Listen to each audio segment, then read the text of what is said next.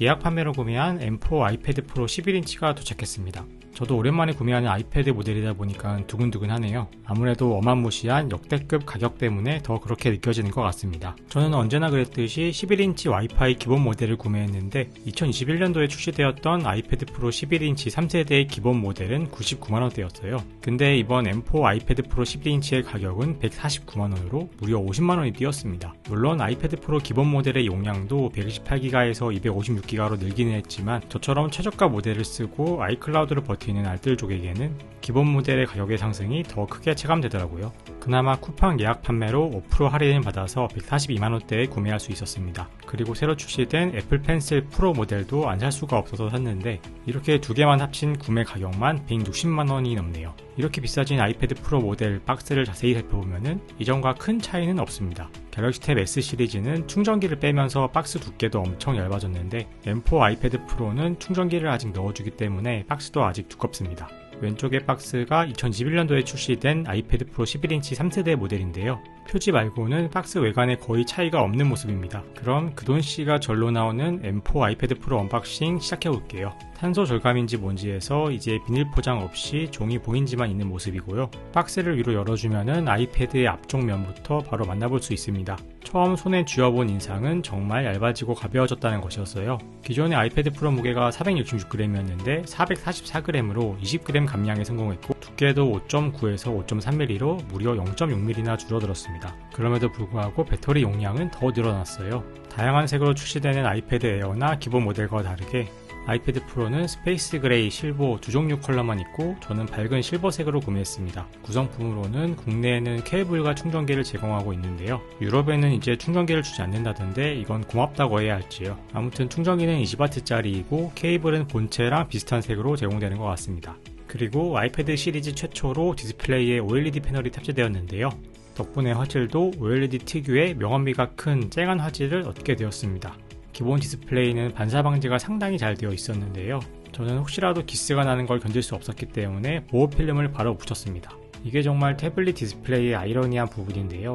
필름 때문에 반사가 심해지긴 했지만 제품 보호를 위해서는 참기로 했습니다. 전원을 켜면 애플 로고가 나오고 부팅이 끝나면 무지갯빛 다채로운 배경화면이 뜨네요. 처음 부팅하면서 이렇게 디스플레이 화질의 만족을 충분히 느낄 수 있었습니다. 일단 초기 세팅이 되고 있는 중에 같이 구매한 애플 펜슬 프로도 꺼내보도록 할게요.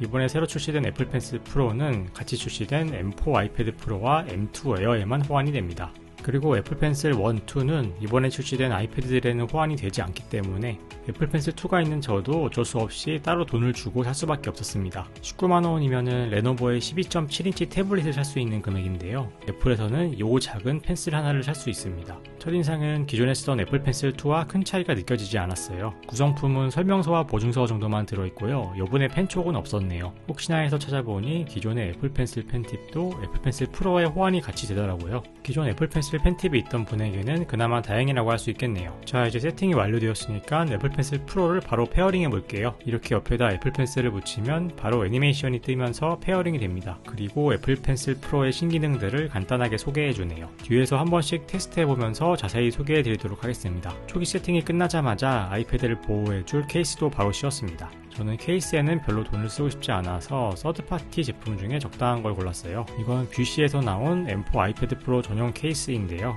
이렇게 커버 일체형이고 펜 수납도 안전하게 되는 형태였습니다. 무엇보다 펜슬의 수납칸이 충전부가 아니라 아래쪽에 있는 게 마음에 들었어요. 충전부에 펜슬을 붙여 놓으면 무선 충전을 하면서 아이패드 배터리가 아무래도 금방 소진되므로 이렇게 필요할 때만 충전할 수 있는 방식이 더 좋아 보였습니다. 뒤쪽은 투명해서 아이패드 본연의 색이 그대로 보이고 앞쪽의 커버는 같은 흰색 계열로 골랐습니다. 스마트 폴리오처럼 자연스럽게 거치도 할 수 있는데 각도가 조금 애매하긴 하네요. 그래도 무게가 가볍고 무엇보다 가격에 부담이 없어서 막 쓸 용도로 골랐습니다. 물론 케이스까지 정품 액세서리 세트로 맞추면 좋았겠지만 정품 매직 키보드의 가격이 40만원이다 보니까 도저히 살 엄두가 안 나더라고요. 그럼 제가 가지고 있는 2세대 전의 아이패드 프로 11인치 3세대랑 뭐가 다른지 자세히 보겠습니다. 일단 디스플레이 크기에 조금 변경이 있었는데요. 기존의 2388/1668 해상도에서 2420/1668 해상도로 변경되며 제품 길이가 세로 방향으로 조금 늘어났어요.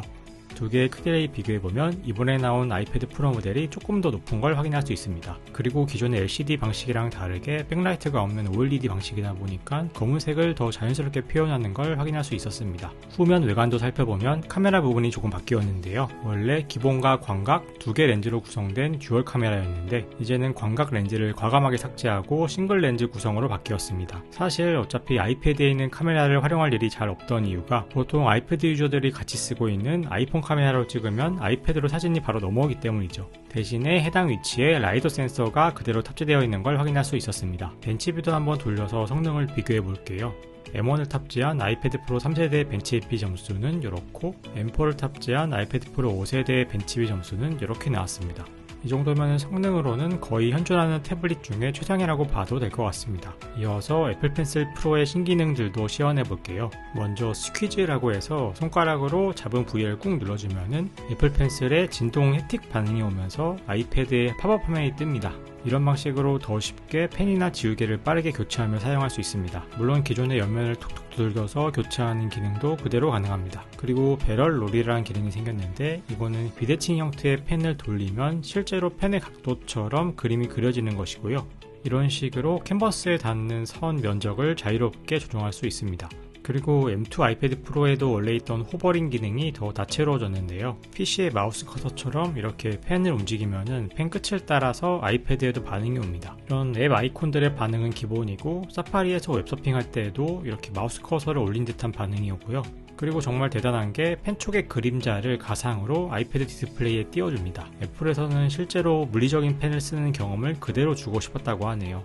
이런 감성적인 디테일에는 정말 감탄하지 않을 수 없었습니다. 그럼 여기까지 새로 나온 M4 아이패드 프로 11인치를 구매하고 언박싱한 후기를 정리해 볼게요. 이번 M4 아이패드 프로 모델에서 가장 문제시되는 부분이 바로 가격일 텐데요. 달러 기준으로는 전작과 동일한 수준이지만 환율 덕분에 가격이 124만 9천원에서 149만 9천원으로 무려 25만원이 인상되었어요. 그리고 여기에 같이 출시된 신형 매직 키보드의 가격이 44만 9천원이기 때문에 이것까지 합치면은 13인치 맥북 에어의 가격을 이미 뛰어넘게 되죠. 그럼에도 불구하고 11인치 아이패드 프로는 간편하게 휴대 가능하다는 장점과 현존하는 태블릿 중에 최강의 스펙이라는 상징성이 있는 것 같습니다. 저는 태블릿은 어느 정도 사치품의 영역이라고 생각합니다. 사실 스마트폰이나 랩탑으로도 똑같이 다 할 수 있는 기능인데 굳이 태블릿을 구매해서 들고 다니면서 사용하는 이유는 조금씩 다른 상황에 맞춰서 최대한 만족스러운 사용 경험을 얻기 위해서라고 말할 수 있는데요. 어느 날 예를 들어서 평소에 쓰던 랩탑 대신에 태블릿을 챙겨 나왔는데 이 태블릿이 버벅대면 좀 짜증이 나는데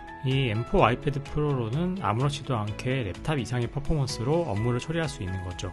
물론 이런 상황이 많지는 않고 대부분의 경우 유튜브 머신이 될 확률이 높지만 많은 분들은 그 특정한 사용 상황을 상상하며 이 아이패드 프로를 사게 될 거고 아이패드 프로는 그런 기대감을 충분히 충족시켜줄 수 있는 제품인 것 같습니다. 비싸다고는 하지만 어쨌든 2년 만에 출시된 이번 아이패드 프로는 개인적으로 꽤 마음에 들고 앞으로 오랫동안 메인 태블릿으로 쓸 수 있을 것 같습니다. 그럼 여기까지 인사이트 IT였습니다. 오늘도 시청해주신 여러분 감사드립니다.